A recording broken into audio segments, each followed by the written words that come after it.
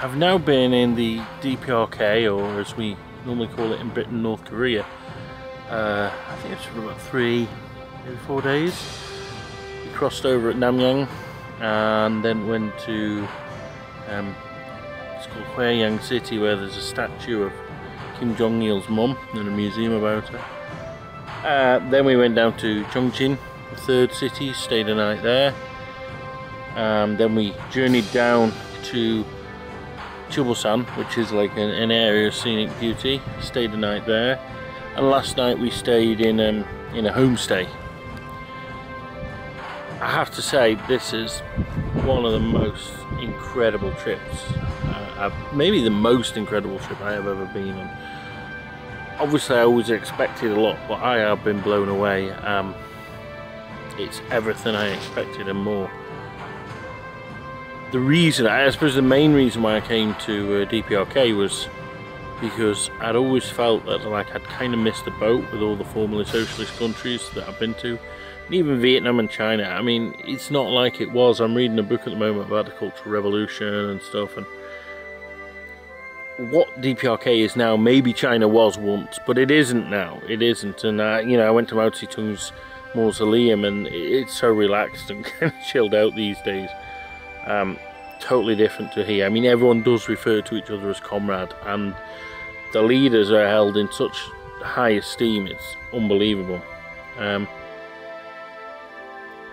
So it's a weird place, and if anything, it reminds me most of all of Albania. And I think Albania must have been very similar back in the day when it was communist. We went to Hwaeyang City, and it just kind of blew me away that there's no advertisements.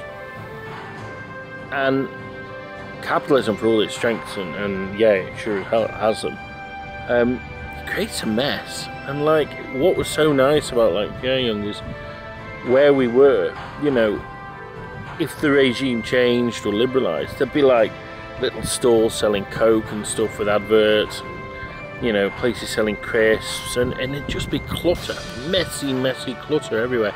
And it's not. And it's also so quiet, and that's not necessarily a communist thing, that's because of lack of traffic, but it's really nice to be in such a quiet country, and it's so clean and ordered.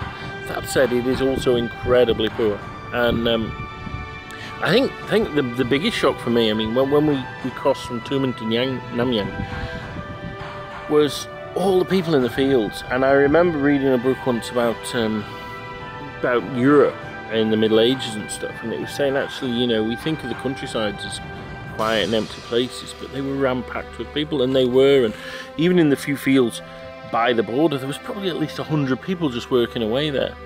And it's been the case all the time. The countryside is a busy place, and because there are so very few cars, the other thing that's amazing is just people lining the road, walking or cycling everywhere you go. And that's you know, that's how it was back in Britain, you know, in the Middle Ages, and even as late as the 1800s, perhaps the 1900s. And it's amazing to see all these people just walking away on their business. And so many are in uniform as well, and the clothes are all quite drab. It's what you expect, and everyone does wear their little pin badge. And the infrastructure is bloody terrible. I mean, the thing is, it's this kind of, how can you say, these unexpected contrasts in communism. Like, all the railway lines, and there's quite a few, are electrified, which would you think is a sign of real good development. Yet you hardly ever see a train on them. And the trains that there are have got diesel locomotives, because the electric keeps cutting out so regularly, it can't be relied on. So they need diesel engines. And I remember when I first went to Bulgaria, I was just amazed that virtually every railway line was electrified, whereas in Britain they've only done a few of the big main lines. And that to me is like, wow, but then, you know, the services is only a train every few hours, and the rolling stock's, you know, broken and old. On the roads, very, very few vehicles, and every road, apart from in the cities, is unmade. The one I'm next to here, you can see. I mean, that's not a typical road because we're way up in the mountains, but the state of it is typical. Very few places have tarmac, and the vehicles, which are very few, mostly lorries. And I remember, you know, friends of mine that grew up in Albania said they most travel, if you wanted to get anywhere, because only party officials could have cars, was on the back of a lorry. I've seen one public bus. And that was quite interesting, because that was at the county border and everyone had to get off and show their papers and get back on again, because freedom of movement within the country is restricted. It's just a way of life that's so different, and I can see so many echoes of it in all the other places I've been, but I've never seen it for real. The people, I mean, our guides are really nice, and I think they're quite rich by North Korean standards. But then, you know, even that, you know, we're staying at all the best hotels. There's no hot water.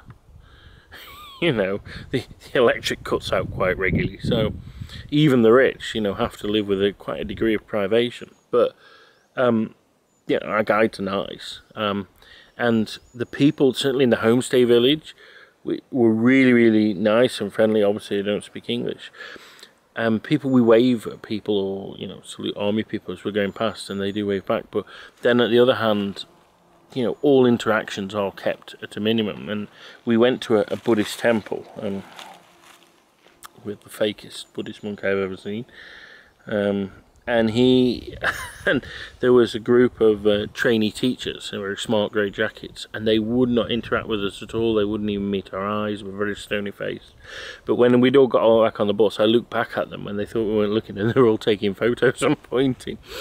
So I think they'd just been told don't interact with the foreigners.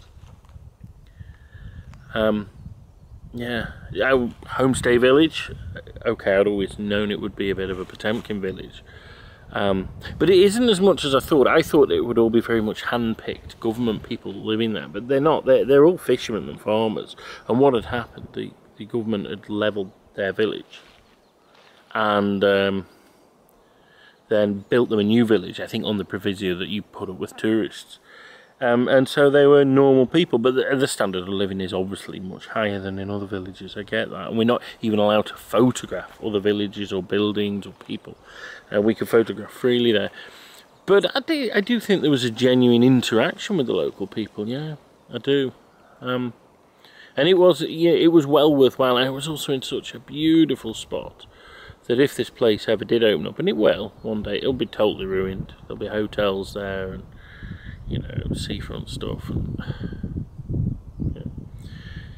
I said we went to Chilbo-san. It is probably amongst certainly the top 5 most beautiful places I've ever been.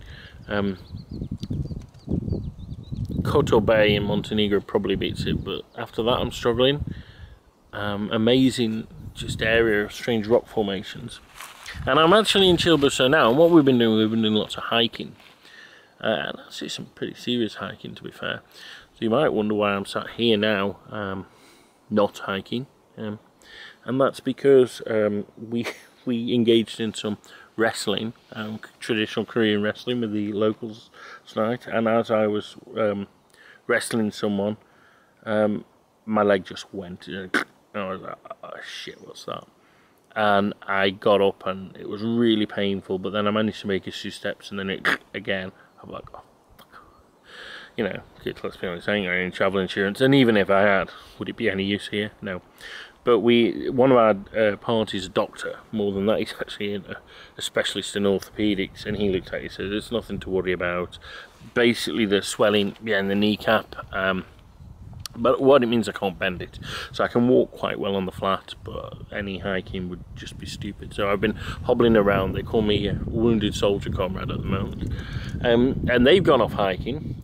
But to be quite frank, I'm a bit fed up with seeing rocks and stuff. I mean, it's amazing, but I wanted a bit of a chance to chill out, relax, reflect on things, do a bit of reading. And so I'm with the driver, and the bus is just in the corner down there. And I'm sat here, beautiful silence in the sunshine with this incredible view to look at.